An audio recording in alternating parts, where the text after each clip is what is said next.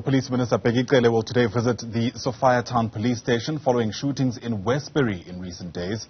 2 people have died, 11 others left wounded in separate incidents in a space of just over a week. Cele is expected to receive a gang violence crime assessment report. Our reporter Linda Mnisi, part of our team, live to us from that community there today. And Linda, I remember being in Westbury in 2019 as we're covering the general elections, and I must say the issues then are as prevalent as they are now. I wonder how much hope there is that this visit from the minister will change anything.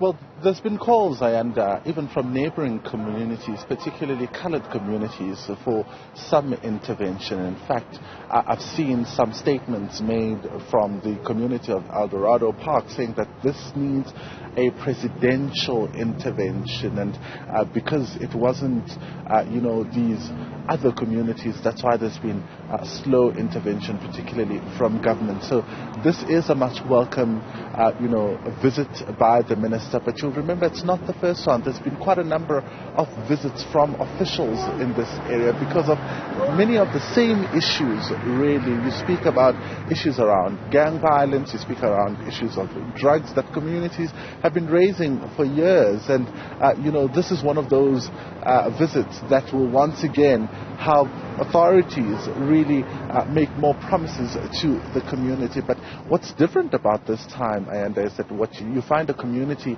that is somewhat silenced. Everybody very scared to talk about what is going on in their communities. In fact, when we interview them, they make it clear that they do not want their faces to be shown on television for fear of victimization, for fear that they could be next, because they are describing a situation quite similar to a war zone, saying that, if you are seen or heard saying anything, you may pay with your life. So here we're dealing with a community that is living in fear, and you'll remember we've had an opportunity to engage the police on those numbers, and they're saying they're trying their very best to ensure that they get the situation under control.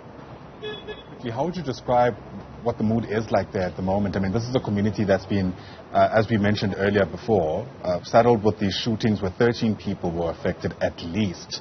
I wonder whether that's affected, how people go about their lives early on this Thursday. Indeed. I mean, we've interviewed quite a number of people, even spoken to some off record, saying to us that, sometimes they fear taking their children to school because they don't know what might happen. In fact, there's been a number of unverified messages doing the rounds on social media telling residents not to leave their homes.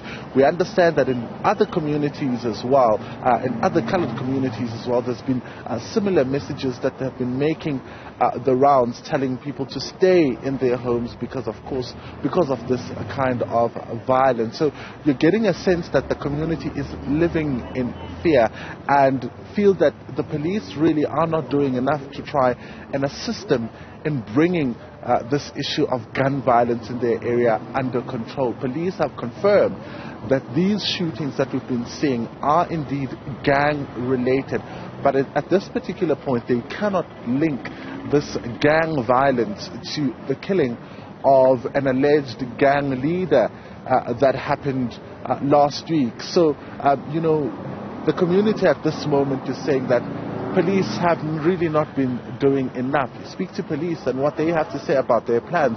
They're telling us that in this area they've managed to confiscate about 12 unlicensed firearms. They've managed to get a number of units within the SAPS on the ground to ensure that they really get the situation under control. But they say they cannot. They don't have enough resources really to be on every corner, so it then becomes a challenge, and that is why they've sought the help of the provincial department, the provincial SAPS, to intervene in this regard. But they're also calling on members of the community to assist them in reporting these crimes. But also you'll remember, like I said, this community is living in fear. And residents are telling us that they do not trust the police. So right. the response there that we got was that they can then directly go to the provincial office to report any of these, incidents. Linda Mnisi, live to us there from Westbury for now. Linda, thanks very much.